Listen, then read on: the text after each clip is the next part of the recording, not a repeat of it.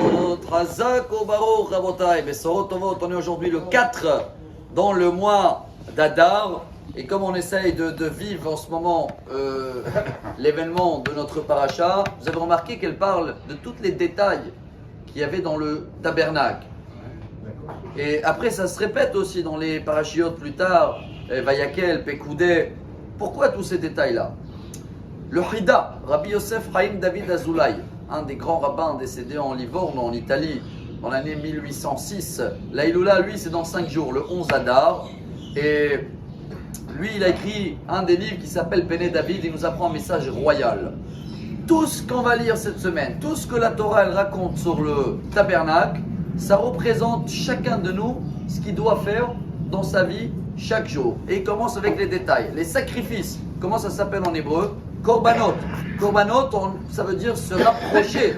Alors, bien sûr qu'on doit se rapprocher vis-à-vis de Dieu, mais on doit aussi essayer de rapprocher des gens autour des messages de la Torah. Après, la Torah va nous raconter qu'il y avait du feu, toujours, éternel, mais il fallait quand même rajouter tous les jours du bois. Ce qui veut dire que chacun de nous, il a une flamme. Ça ne veut pas dire quelqu'un qui est très loin. Il y a toujours une petite lumière qu'elle va s'allumer. Mais d'un autre côté, ça me demande tous les jours de rajouter un petit peu de bois de mon côté pour que cette flamme-là va se renforcer. Chers amis, tous les matins, la Torah nous raconte que le Kohen, il s'habillait spécialement. Il allait sortir tous les déchets qui restent pour les jeter quelque part dans un endroit spécial. Ça s'appelle Troumat HaDeshen.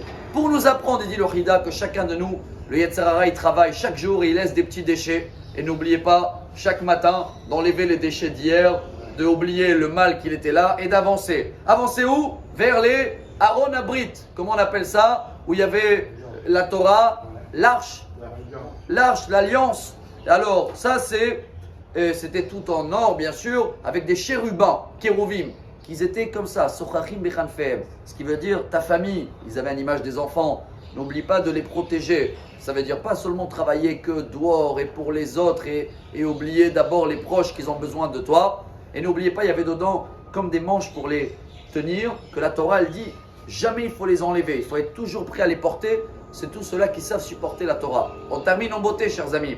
On a la menorah. La menorah, il y a 7 bougies, une au milieu et 3 de chaque côté qui penchent vers le milieu. De là, il apprend le Rambam dans les traits de caractère, traits de conduite, toujours choisir le chemin de milieu, pas extrême à droite, pas extrême gauche.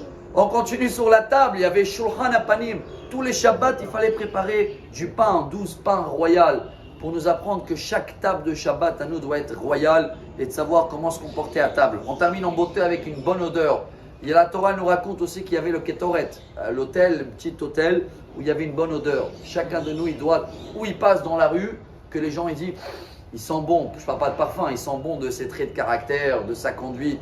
Il est poli, il représente le savoir-vivre de Dieu. Et le dernier, c'était le Kior. La paracha nous raconte qu'il y avait comme un lavabo où il avait les Kohen, les mains, qui a été fait avec des miroirs qu'ils emmenaient les femmes pour dire que même si on a appris quelque chose aujourd'hui de beau, partage-le, diffuse-le, donne à les autres boire. Chers amis, on vient de comprendre au nom du Hida que toute la paracha, toute l'histoire du temple, c'est le comportement de chacun de nous chaque jour. C'est vrai, on a essayé de tout rentrer en 3 minutes et demie, 4 minutes. Chacun qui veut revoir pour comprendre tout ce qu'on peut essayer de travailler sur nous pour que Bezrat Hashem, Dieu il va résister dans nous, on va pouvoir éclairer autour de nous pour avoir une excellente journée en bonne santé. Amar Rabbi Elazar.